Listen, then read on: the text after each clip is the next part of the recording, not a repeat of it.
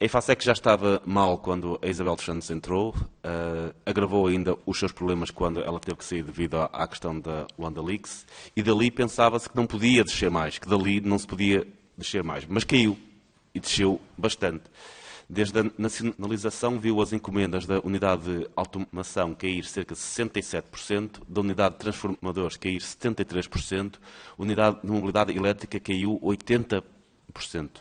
Só de 2021 para 2022, numa altura de forte recuperação económica, as encomendas caíram 50%. Porquê é que isto aconteceu? Vamos tentar perceber exatamente porquê é que isto aconteceu. Aconteceu porque o primeiro passo foi deixar de se pagar a fornecedores, incluindo quando o dinheiro do Estado entrava, porque quando o dinheiro do Estado entrava para pagar a alguns fornecedores e não necessariamente àqueles fornecedores que eram os fornecedores essenciais para manter a produção. O que é que aconteceu aos fornecedores que não eram pagos? Deixaram de fornecer, que é o que acontece normalmente. A produção parou, as pessoas foram para casa, ou estavam lá sem ter grande trabalho para fazer, as encomendas, por consequência, não foram entregues. Como as encomendas não eram entregues, deixaram de entrar novas encomendas. E foi assim que se destruiu a EFASEC. E destruiu-se a EFASEC perante a supervisão do Estado português. Enquanto o Estado português era responsável pelo que estava a acontecer na EFASEC. Nós tivemos empresas tecnológicas portuguesas que contavam com o fornecimento de transformadores e outros produtos da EFASEC, viram a entrega adiada até nunca e não puderam esperar, cancelaram, tiveram que ir fora do país. Nós tivemos clientes que se perderam para sempre, porque há relações de confiança que nunca voltam. Nós ainda temos muitos pequenos fornecedores da EFASEC à espera meses, às vezes anos, enquanto viam o dinheiro que o Estado lá metia a ser usado para outros fins. Mais uma vez, tudo isto aconteceu sob supervisão do Estado português. Foi com esta gestão que o Estado português permitiu que a EFASEC se arrastasse anos a consumir dinheiro dos contribuintes.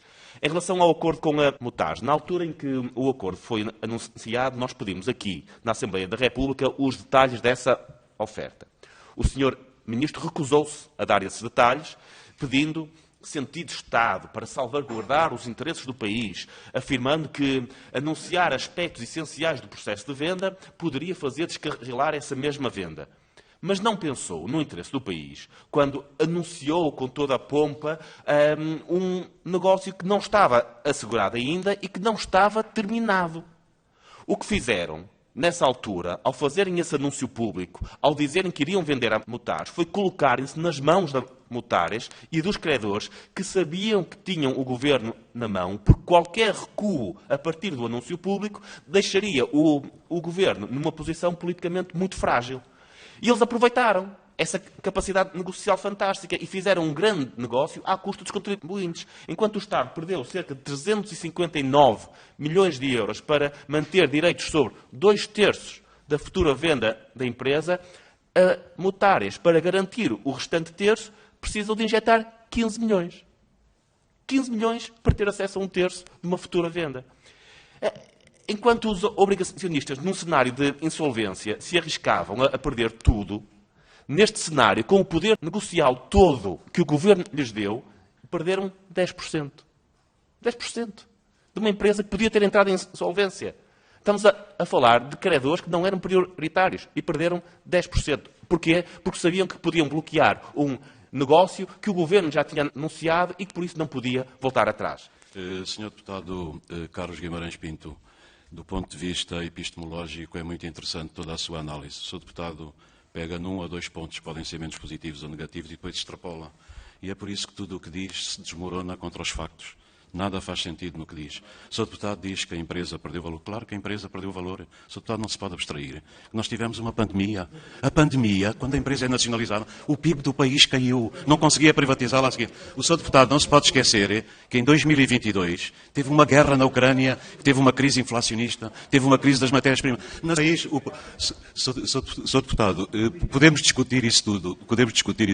O que eu lhes podia chamar a atenção, e há um livro que lhe recomendo, que é o Factfulness, merece é a fiabilidade dos factos e que explica muito bem todo o seu raciocínio. O Sr. Deputado... O Sr. Ministro começou por me recomendar um livro, que eu já li, aliás.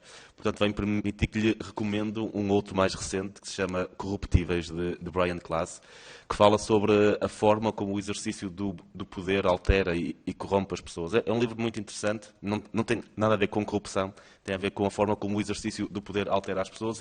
Eu recomendo-lhe esse livro, porque me surpreendeu a forma desvairada como começou a responder à minha intervenção inicial, em que eu apenas citei factos, coisas que, de facto, números que aconteceram, que estavam nos relatórios e contas.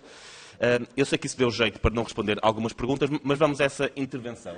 O Sr. Ministro disse uma coisa que sabe que não é verdade. Culpou a pandemia pelos problemas da IFASEC. Disse, nós tivemos uma pandemia. Ó Sr. Ministro, em 2020, o ano de pico da pandemia, a EFASEC teve mais 73% de encomendas do que em 2022, que foi o ano de recuperação da pandemia. Portanto, entre 2020, o ano de pico da pandemia, e o ano de 2022, em que a economia portuguesa estava a recuperar, teve um dos maiores crescimentos dos últimos anos por essa recuperação, esse foi o pior ano da EFASEC. Em 2022, em 2020, teve mais 73% de encomendas do que em 2022. Portanto, nada a ver com a pandemia.